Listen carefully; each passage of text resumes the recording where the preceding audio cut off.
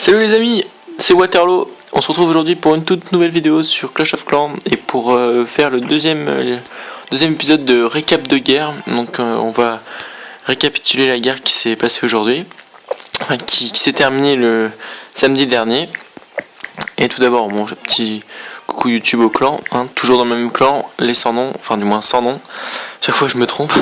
Sans nom et voilà, donc toujours à vous inviter à le rejoindre parce que voilà, on a gagné une victoire de guerre 27-26, un score assez propre on va dire, sachant que mon village a défendu dans les quelques dernières heures 2 fois.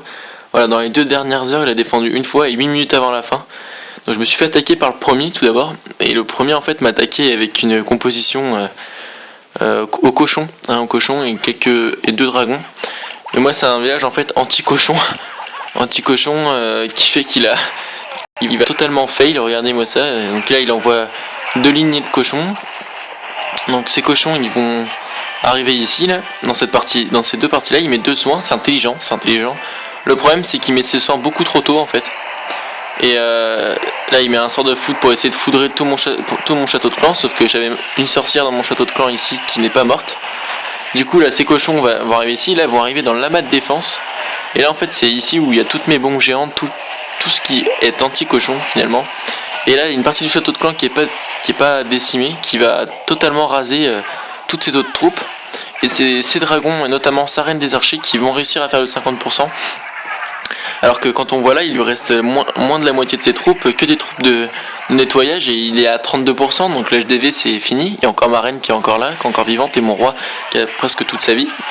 Et du coup, quand il arrive à cette période-là, il est quasiment mort, et il n'y a plus que son roi et sa reine, et une guérisseuse et ses 2 dragons pour essayer de résister pour essayer de faire le 50%, sachant que à ce moment-là de la guerre, il devait perdre 27-25. Donc en fait, si vous voulez, on avait calculé, à égalité on gagnait si eux faisaient moins de 60% sur mon village. Et c'était la toute première fois que je mettais ce village en position. C'est-à-dire que la dernière fois j'avais pris un 3 étoiles sur mon ancien village, du coup j'avais changé.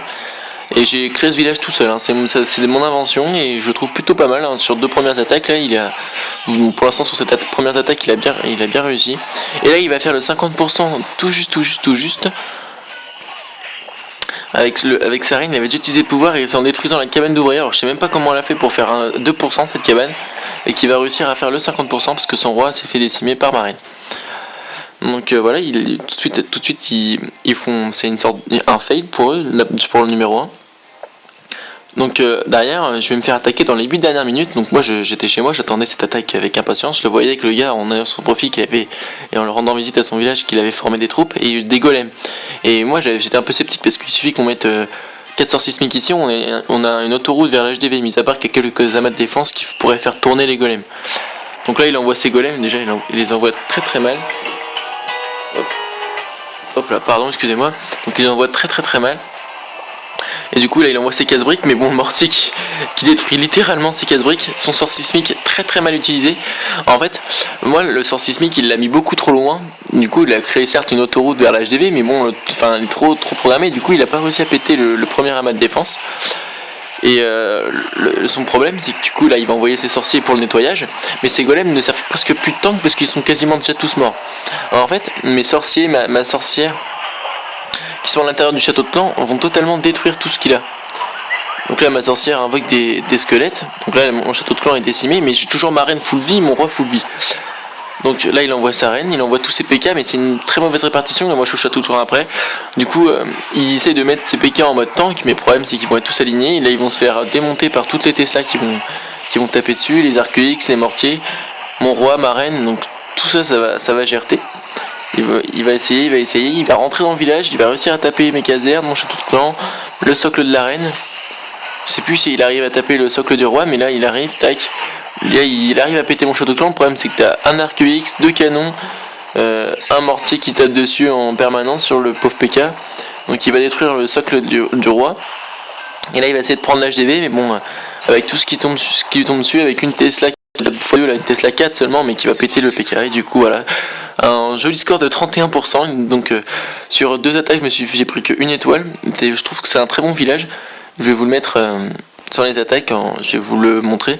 N'hésitez pas à faire une copie d'écran ou quelque chose comme ça pour le reproduire, je le conseille. je conseille avec tous les amas de pièges anti-aériens si jamais ils sont attaqués, qui protègent les anti-aériennes. Les bombes géantes là anti-cochons, tac, les cochons arrivent, ils se prennent un soin, ils retapent une bombe géante, une petite bombe pour les décimer au final. Avec les Tesla bien répartis autour, hein, les 4 Tesla là, 1, 2, 3 et la quatrième elle est là. Voilà, peut-être que celle-ci je devrais peut-être la changer, je la mettre à la place du propulseur, mais je sais pas, je verrai. De toute façon, il y a quelques modifications qu'on peut apporter à ce village. Hein. Mais voilà, sur un HDV10, il a pris qu'une étoile au cochon 5. Donc c'est un très bon village, je vous le conseille fortement. Donc voilà, on a gagné, on va dire, grâce à mes défenses à la fin, et grâce à la défense de Tipley, parce que nos deux premiers villages ont pris qu'une étoile chacun, tandis que chez eux, Tipley a fait le travail sur le 1 et le 2, avec 2 étoiles et 3 étoiles. Moi j'ai fait le travail sur le 3, et là le 4, Olivier, a encore pas très bien attaqué. Avec ses go whip là, enfin il a du mal à attaquer on va dire. Bon là pourtant c'était une bonne compo, hein, 2 golems, 3 PK, mais bon entre PK 1 et golem 1 c'est un peu faiblard. Donc voilà, c'est une bonne GDC on va dire, on a bien géré nos temps d'attaque.